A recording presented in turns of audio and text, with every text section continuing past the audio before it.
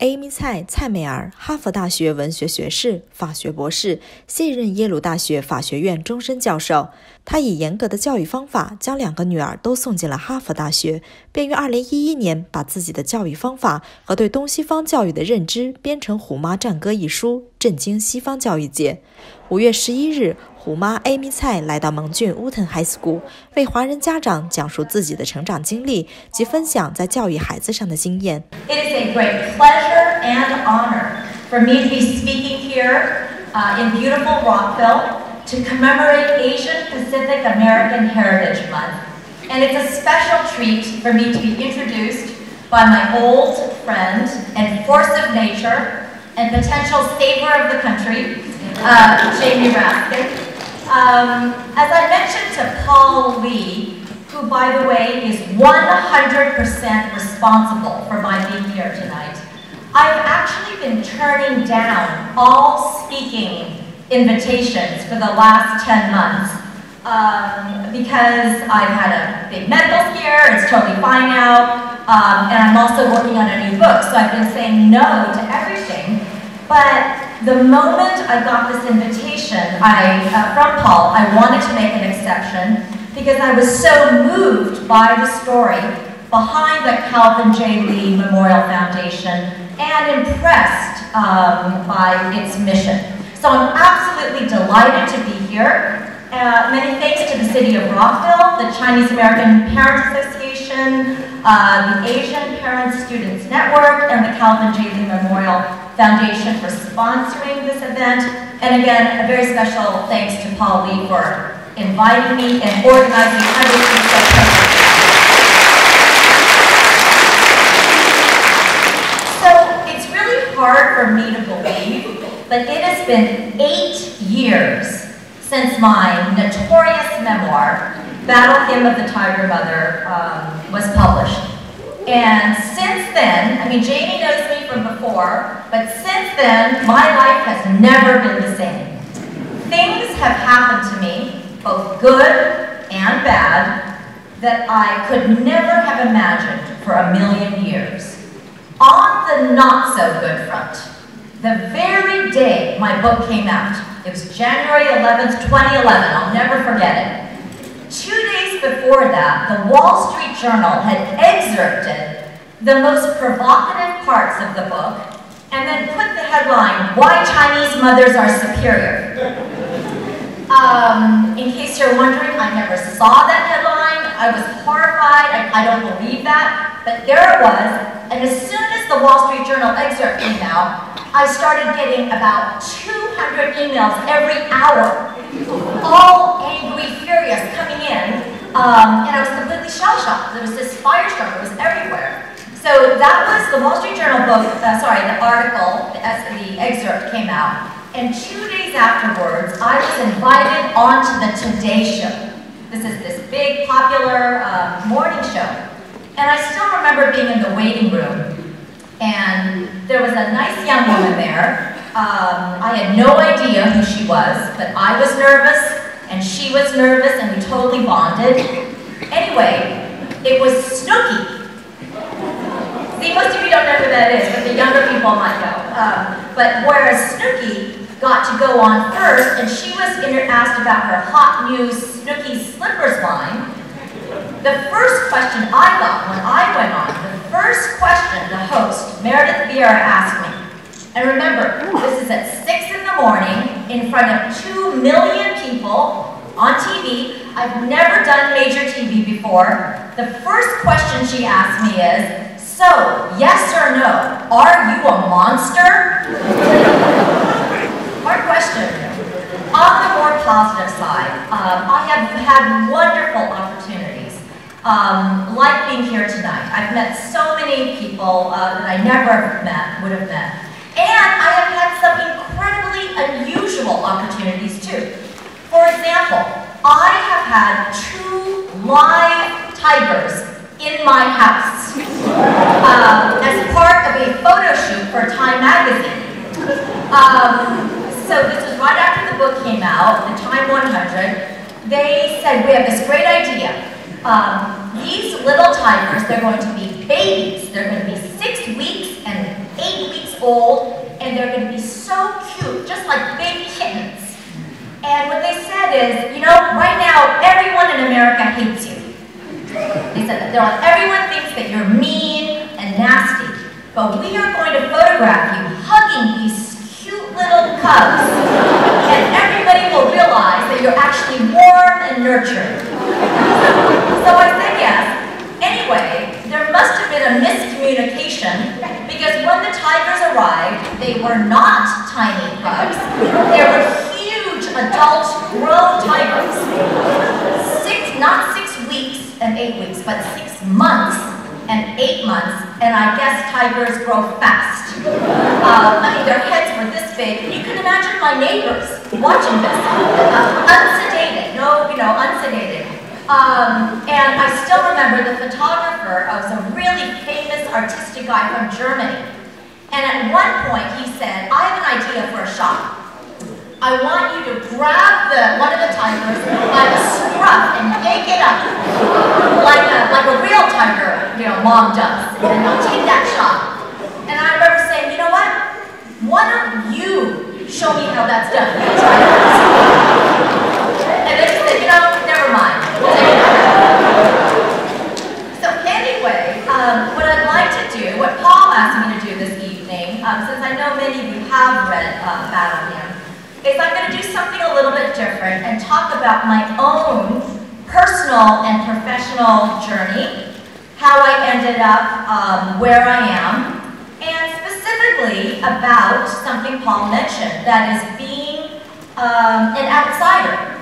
And in a way, how my whole life, my entire life has been a constant process of trying to turn being an outsider into a source of strength. And I recently realized that every single book that I've written reflects the perspective and in some ways the special insights of being an outsider. So I'll touch on that tonight. And I'll also offer some reflections on parenting. We just keep on learning. We keep on learning. I'm not an expert, so I'll talk a little bit about some of the challenges I faced and lessons I've learned. And then after that, we'll open things up for questions. I really want to hear what you all are worried about or interested in, so I'm glad that I think we've blocked off 45 full minutes for Q&A. Okay, so my story. I'm an ABC. I was born in Champaign, Illinois, but my parents were Chinese immigrants who, I think like many of you in this audience, arrived to be graduate students here. My parents arrived in 1960 to be graduate students at MIT. When my parents got here, they didn't know a single person in the country, and they could barely speak English, and they were so poor, they couldn't afford to pay for heat their first 2 winters in Boston. And they wore blankets around to keep warm. So growing up in the Midwest, and then later in Berkeley, California, my 3 younger sisters and I always knew that we were different from everybody else. Let me tell you, I was just talking to the senator. Back then, there were far fewer Asians in this country. And it makes me so proud and happy to look out at this audience, because it was a very different time when I grew up. I was almost always the only Chinese person in my class, often the only Chinese family in the whole neighborhood. And my family really stuck out. We were the ones with the funny clothes, the funny accents, the funny haircuts. I met so many people tonight. Everybody here was so fashionable and chic. When I was growing up, my mom, to save money, cut all of our hair herself with a home barber kit. And she just, I don't know why she always cut our bangs extra short, from ear to ear all the way. I don't know why. And when we went to school, my mom always packed our lunch Chinese leftovers in thermoses. And actually, I now realize that was such much better food. But I was so embarrassed, always having to bring this thermos, whereas everybody else did a peanut butter jelly sandwich.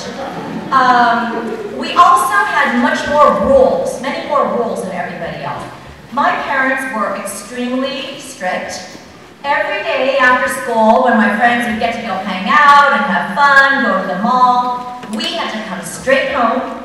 We had to do chores, drill math, practice music, and study Chinese. Write characters, write letters back to my grandparents in Asia, recite Chinese poems. My first language is actually Minanhua. It's the Hokkien dialect. I only learned Mandarin, but the rule in my house growing up is that we were required to speak only Hokkien Chinese in the house.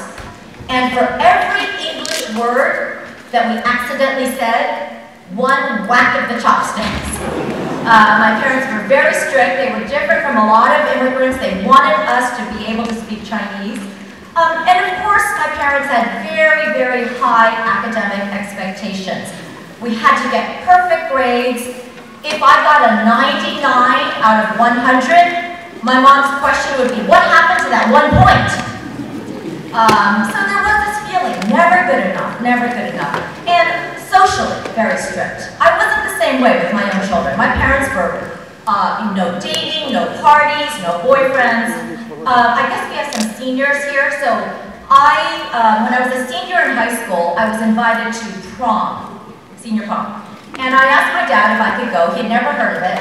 And when I explained to my dad what it was, he said, no, I couldn't go. So my mom, believe it or not, begged and said to my dad, just let her go, let her have some fun.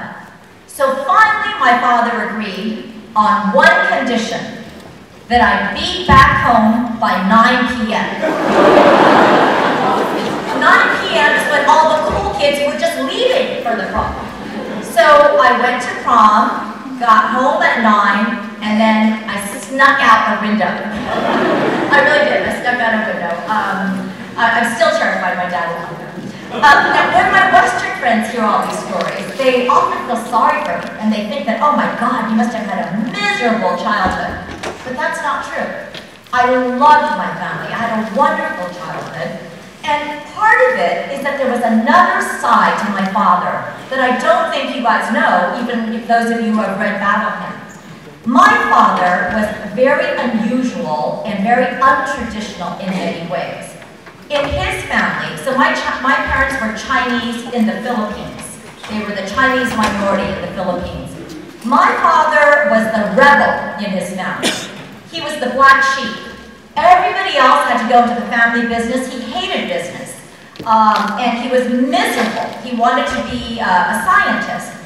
And he and my mother actually eloped to MIT. My mom and dad were married at MIT, my mom in snow boots. Only 6 people attended, they didn't know anybody here. So my dad was always sort of a rebel in his heart. When I was growing up, he was very adventurous, very daring. When I was 8, he became a professor at Berkeley, and we moved to California. He grew his hair long and wore jackets with peace signs on them. His work is also extremely creative. He's an electrical engineer, but he did chaos theory. And if you look under Leon Chua, the Wikipedia page, it's huge. He invented something called the Chua circuit. And growing up, even though he was very strict about letting me do stuff, parties and stuff, he wanted to try everything. We tried skiing, crabbing, fishing, camping. My father had no son. I was the oldest of 4 girls. So he treated me like a son. He taught me how to chop wood. We built a log cabin together. I know how to use a chainsaw and an axe. When I was a junior in high school, my dad had a sabbatical, and he took us all to Europe. But unlike everybody else, he wanted us to have a lot of experiences. So we spent 3 months each in a different place. 3 months in London, 3 months in Germany, and 3 months in France. And he threw us right into the local free public schools, and it didn't matter to him. I didn't speak a word of German. Nothing. But he said, oh, you'll pick it up. So he threw us in there, and it was an amazing experience. We were exposed to completely different cultures, completely different educational systems, and it really opened my mind. So that, I think, has been a huge influence on me, and it's relevant to this parenting thing. Because in some ways, ways, although he was very strict, I think I got something of the best of East and West because my father was extremely untraditional that way. And the fact that he was so independent-minded and a big risk-taker, he's the one that conveyed to me when I was growing up, who cares what other people think? You can do anything. The sky's the limit. Now, my mother was an equally important influence, but almost in the exact opposite way. My mother and dad are totally different. My mom is extremely traditional. And the most important thing for her when we were growing up was that we keep our Chinese identity. That was the most important thing, that we know about our Chinese heritage and that we were proud. And remember, when I was growing up, China was not powerful like it is today. This is in the 60s and 70s. China was still closed, a poor, developing country, a lot harder to be proud of that country. And I want to share one story with you. I think some of you will get this. So when I was in 4th grade, there was this boy, Jeremy Hall, who just wouldn't stop making fun of me. He just was one of these bullies. And I was a really fat kid with glasses and braces and greasy hair. And one day, I'll never forget, I pronounced the word restaurant wrong. Instead of saying, I'll go to the restaurant, I pronounced it restaurant. Back then I had a Chinese accent. And this boy, Jeremy, heard me and he went wild. He thought it was so funny and he ran around the playground making slanty eyes saying, restaurant, restaurant, restaurant. And I felt awful. Everyone's making fun of me, I just wanted to crawl into a hole. So that night I came home and I told my mom about the story. And I will never forget my mom's reaction. My mom's reaction is that she was mad at me, not the boy. Here's what she said. She said, why do you care about such a stupid boy? We come from the most ancient, most magnificent civilization. We invented everything.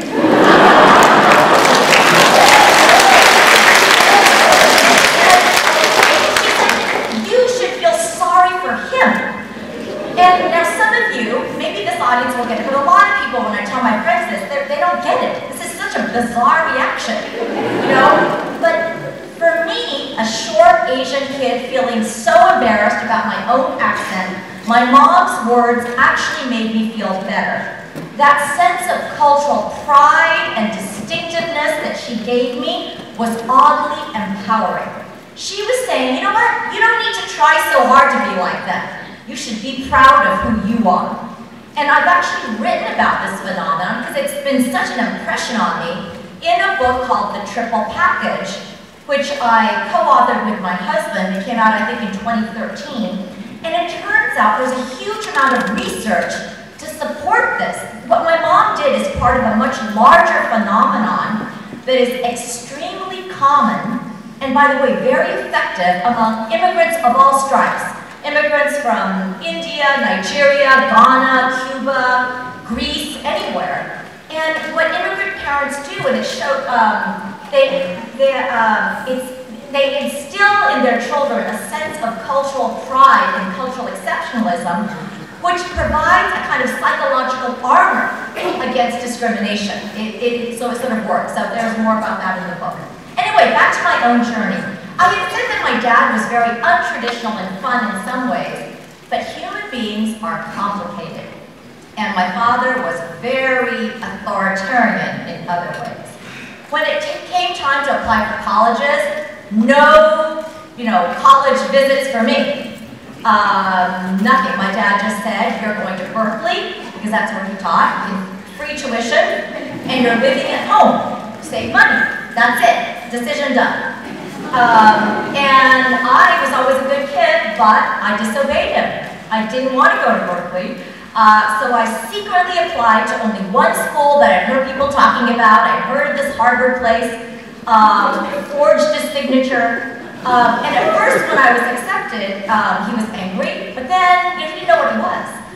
And then later he got okay with it. College was fun for me. freedom for the first time, but it was also difficult for me. Why? Because I was doing what my parents wanted me to do, not what I wanted to do.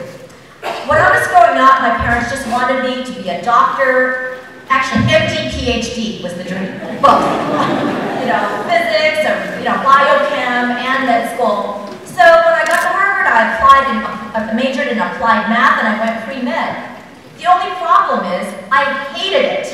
I was awful at it. I couldn't do it. I'm afraid of the sight of blood. How could I be a doctor? And I was miserable. I wasn't good at it. So I finally switched majors. I switched to economics, but again, not because I was interested in it. Only because I thought I could maybe persuade my father that economics is sort of like a science.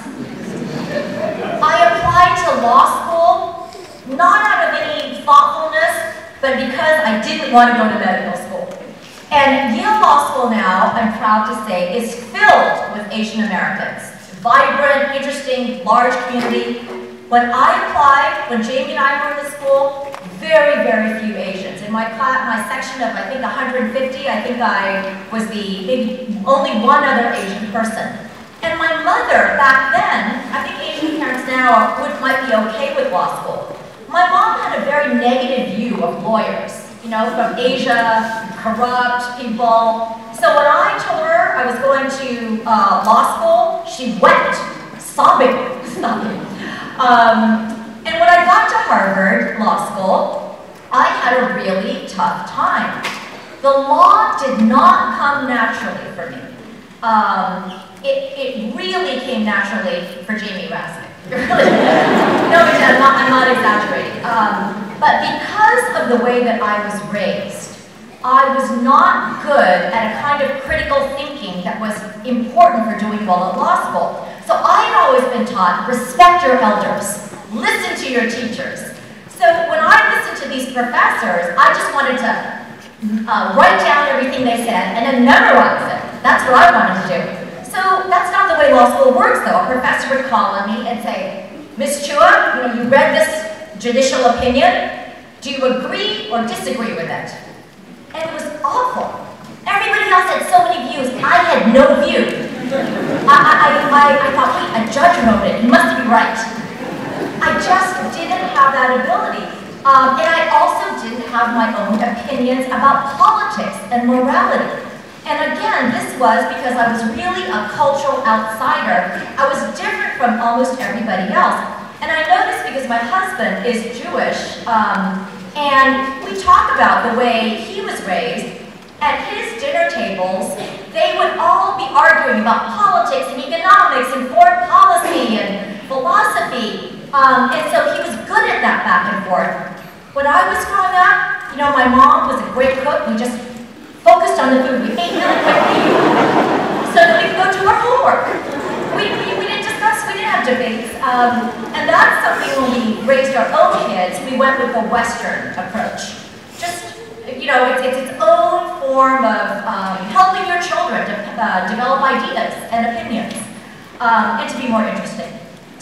But let me tell you, hard work, discipline, and perseverance can make up for a lot. And I will always be grateful that my parents instilled those values in me, because it was those values that allowed me not to just give up. There were so many times I just wanted to give up. But I, it took some adjustment, but I ended up doing fine, although I had to work 10 times harder than everybody else. After graduating from law school, I met an extremely important person in my life. And I think this is also important for the parenting question. I came to DC and I went to clerk for 1 year for a woman judge named Chief Judge Patricia Wald. She just died at the age of 90 in January. I came to her memorial service. She was an amazing woman, my first non-parent mentor. She was only about 4'11", but terrifying. And what was important for me is that philosophically, and in terms of her perspective, she was the opposite of my own parents. My parents were always go, go, go. Achieve, achieve, achieve, faster, faster, faster. And, the idea of taking off a year, gap year, horrified them. My judge was the opposite. She was slow down, think, who are you? Who do you want to be? And also, for the first time in my life, she got me focused on public service. I think a lot of immigrant families are just very family-oriented. Let's just think about the children, college. And they're often not community-oriented as much. They're often not as civic. They're often not as politically active. By contrast, my judge was a public interest lawyer before she became a judge. So she was a great influence on me, really changed the way I thought. And I remember she said, just before I was leaving, she said, so what do you want to be? What career? And I said, unthinkingly, I want to be a professor. I'm going to apply to be a professor now. Because my father had been a professor, you know. And she was very blunt. She said, you can't do that, at least not right now. Because you don't know anything. You have no experience. What could you possibly teach? She said, you need to go out into the world and do something. Anything. Public service, government, law firm. Develop some ideas. Figure out how you can contribute to society. So I took her advice. I joined in my case, I joined a law firm on Wall Street that specialized in international transactions, a firm called Cleary Gottlieb. And I stayed there for 3 years, and the whole time I was there, I learned a lot, I made a lot of friends, but my entire 3 years, I felt like an imposter. I knew I didn't fit in. I knew I couldn't stay. I knew I could work hard, but I knew I wasn't naturally good at it. I wasn't naturally interested. So I started to feel depressed and a little lost. I worked so hard. What am I doing here? I thought about applying to other graduate schools, maybe business school, English graduate school, psychology school. I tried to write a novel, which totally failed. The main problem is that it had no plot. Then I got incredibly lucky. My judge was right. I found my own place in the law, or my passion. I know people talk a lot about passion, but I found my passion almost by accident. And here's what happened. At the law firm we worked at, something special is that we represented governments. We represented the government of the Philippines, the government of Mexico, the government of Venezuela, the government of Malaysia. And I thought that was interesting. And the first deal that I was on, we were privatizing Mexico's telephone company. Privatizing means you take it from a state-owned, it was government-owned, and they wanted to go private, sell it to investors. And my job, as the lowest associate, they said, okay, Amy, here's your assignment. Write a history of Mexico's economy for the prospectus. The prospectus is a document where you have to disclose information, but you also want to get investors interested in buying the stock of the company. So I went and did all this research, and I really enjoyed it, you know, the history of Mexico's economy. And one of the things I noticed is that the history of Mexico kept swinging back and forth. There would be periods of very open, pro-foreign investment, pro-capitalist periods, and then it would swing to the other direction. Very closed, anti-foreign investment, sort of xenophobic, nationalizing, and then it would swing back to the market, pro-market thing. So I wrote this whole thing, and I was excited, and I handed it to my boss, the partner. And we're still friends. I remember he looked at it and he said, oh my God, this is awful. This is the worst thing I've ever read. And you know, and I had worked so hard, and he said, it is so negative. You know, you're talking all this stuff about expropriation, and nobody's ever going to buy this stock if you describe it like that. So rewrite it, you know, you have to be accurate, but like, you know, this is not a dissertation. So I redid it, and he liked it. But I didn't want to waste all this work I did. So I turned it into my first academic article. I just turned it into something called the privatization nationalization cycle in developing countries. And this was, I had good timing because this is in the 1990s. This is in the 1990s. Some of you are too young to remember, but the Soviet Union had just collapsed. And there was this pro-capitalism, pro-market euphoria. Everybody was saying, end of history. Capitalism is here to stay. We've got it. And what my article said is, watch out for the backlash. That if you look at history, you'll see that there are these periods of very pro-market times, but then there'll often be a backlash to much more nationalistic, socialistic, anti-foreign investment periods. So the reason I brought that up is that article, I benefited from the perspective of being an outsider. Everybody else in America just saw, oh, the Soviet Union's fallen, communism is dead, capitalism is won. But because I was from a family that came from a developing country, different parts of the world, my thesis was, remember, not every country is like America. Other countries have ethnic structures, cultures, histories that are very different, and policies that work in this country may not work the same way in other countries. And that, was amazing that I could use my outsider perspective, feeling always like I didn't fit in, and turn that into an article that the Columbia Law Review accepted. And so that was my first article. With that article, I finally decided I am going to try to be a professor.